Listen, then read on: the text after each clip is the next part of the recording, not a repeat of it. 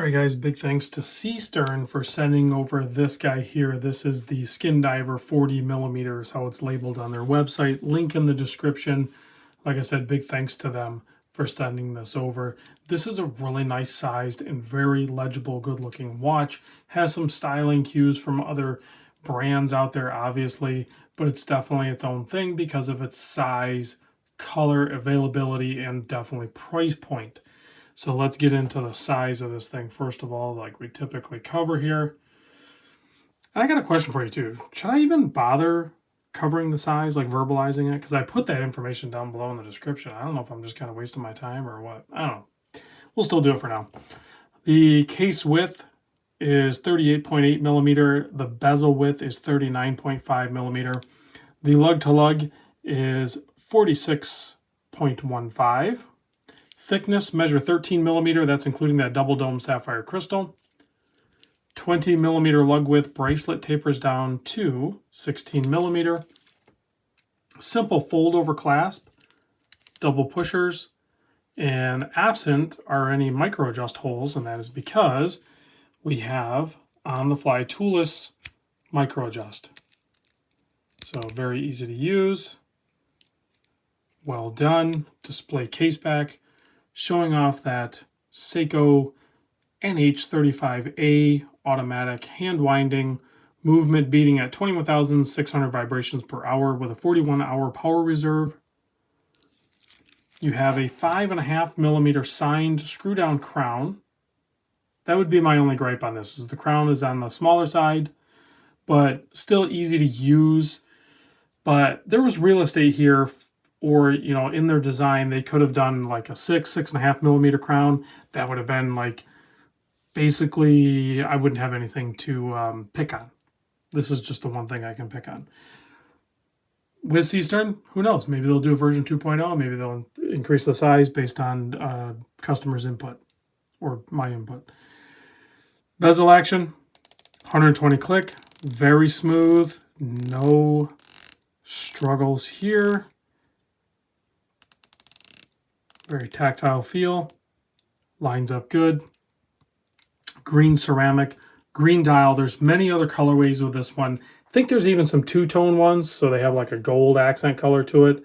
You can see the date at the 3 o'clock position, and because all the applied indices in numbers, the numbers are done at 12, 2, 4, 6, 8, 10, and at all the even marks, it just has that different look to it, right? It's familiar because, I mean, you've seen like the GOs and stuff, but it's different because typically brands go with the cardinal positions, the 12, 3, 6, 9. So we have, you know, it's different. And it almost makes the balance of the dial, even though the date interrupts it at the 3 o'clock, but you haven't interrupted. I noticed that too. When I unscrew the crown, it like catches in between, and then did you see the date kind of move? So I don't know if there's like a crown issue with this one, but if there is, that'd be the first Seestern that I've had an issue with.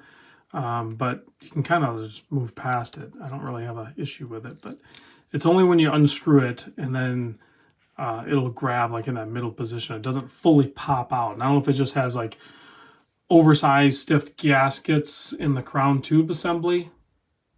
Could be, I don't know. BGW9 Lume that is used in this one. We'll give it a quick blast. At least that's what it said on the website. I don't know why they didn't want to go with C3 on this one with a green watch, but we'll tell here in a minute. Pretty much all brushed except for just that polished relief on that edge and then around the bezel as well. You have screw pins for the bracelet. And let's try it on my 7.25 inch wrist so you can see what that looks like. Looks, wears, feels great. Very good dimensions for a wide range of wrist size for sure. Now love that clasp. If we could just get that clasp or something similar on every watch that I get in here, I'd be very happy. I don't have a problem with other clasp. I just prefer the easy 2-push system with toolless micro adjust. There's the Lume. Yeah, that's definitely BGW9. Nice bright application too. Really bright. Because I didn't even charge it. I just gave it a, whatever the studio lights gave it. So, yeah, typically I blast it with a UV light. I didn't even do that, did I? I don't think I did. I don't think it matters. Seestern's a champ in the Lume department. There you go. Thanks for watching, guys. I'll see you on the next vid.